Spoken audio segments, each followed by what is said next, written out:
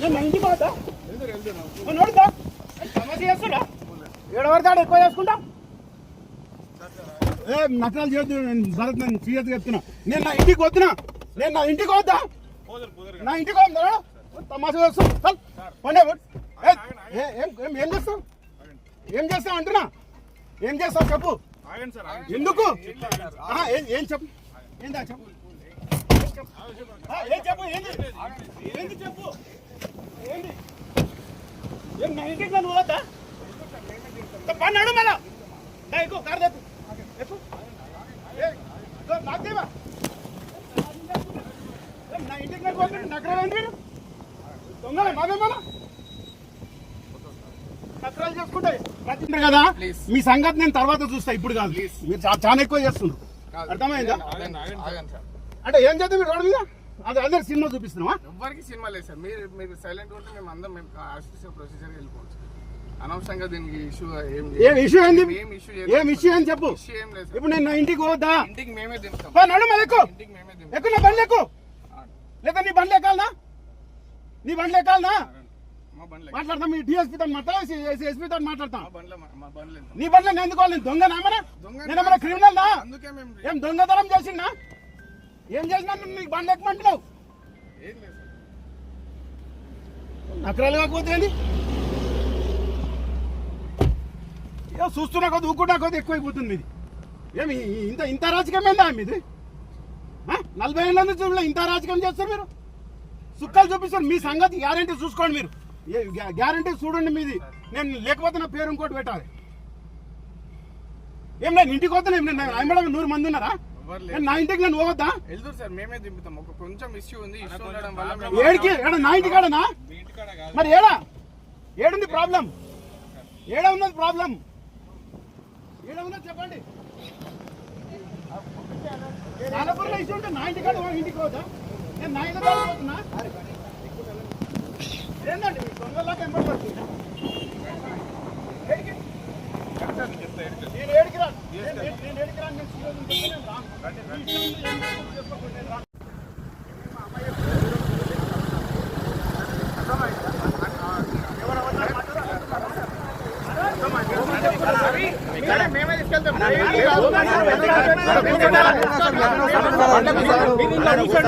అర్థం ఎందుకు చేసుకో.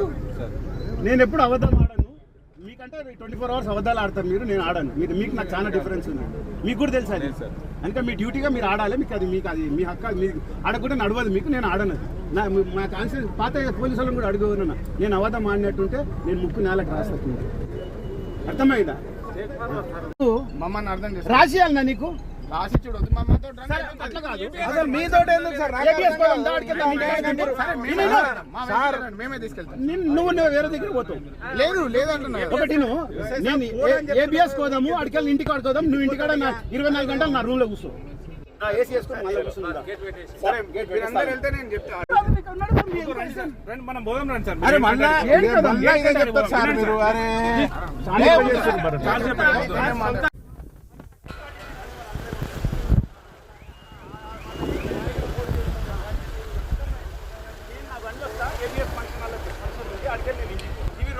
వేరే దగ్గరకు మీ బండ్లోనే వెళ్దాం. డ్రైవర్ వేరే దగ్గర పోతాడు, డ్రైవర్ మీతోటే వస్తాడు, స్టీరింగ్ మార్చేట్టు. నేను నా ఇంటికి వస్తాను.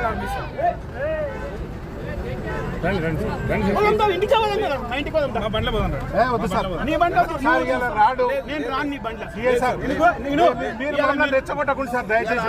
ప్రివెంటివ్ అరెస్ట్ చేయనికే నేనేం తప్పు చేయలే, నేనేం కాలపూర్ పోతున్నా నీకు చెప్పలే. నేను నా ఇంటికి పోతున్నా, నాకు ఏబిఎస్ ఒక ఫంక్షన్ ఉంది. మీరు ఏడికి వెళ్తే మేము ఆడికి తీసుకెళ్తాం, మేము తీసుకెళ్తాం. మేము ఆ బండ్ల మేమే తీసుకెళ్తాం. మొన్న కూడా ధర్నా చేస్తే కేసు చేసినావు, అన్ని అబద్ధాలు చెప్తున్నావు, అన్ని అబద్ధాలు చెప్తావు. మనము ఏదైనా మాట్లాడితే కరెక్ట్ మాట్లాడాలి. నేను ఇంటికి పోతున్నా, నా ఇంటికి రండి.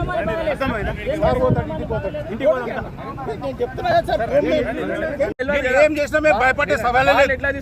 దాఖలేస్తే అనుకుంటున్నారు కానీ మీరు భయపెట్టి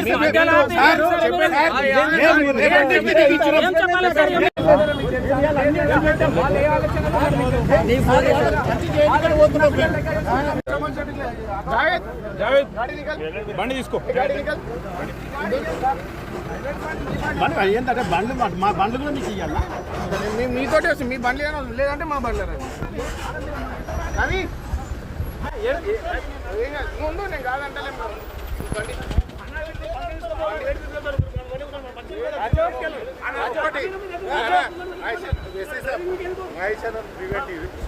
అరెస్ట్ చేస్తే ఇలా పగిలిన పెద్ద ఇష్యూ అవుతుంది. 2014 రాజశేఖర రెడ్డి ముఖ్యమంత్రి ఉన్నప్పుడు ఒక ఇష్యూ చేసినాం.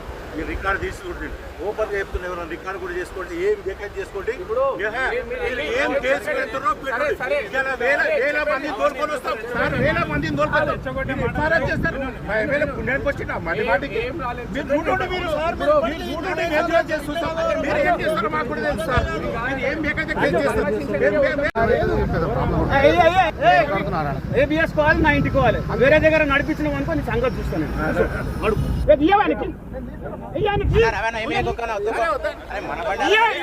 రవాణా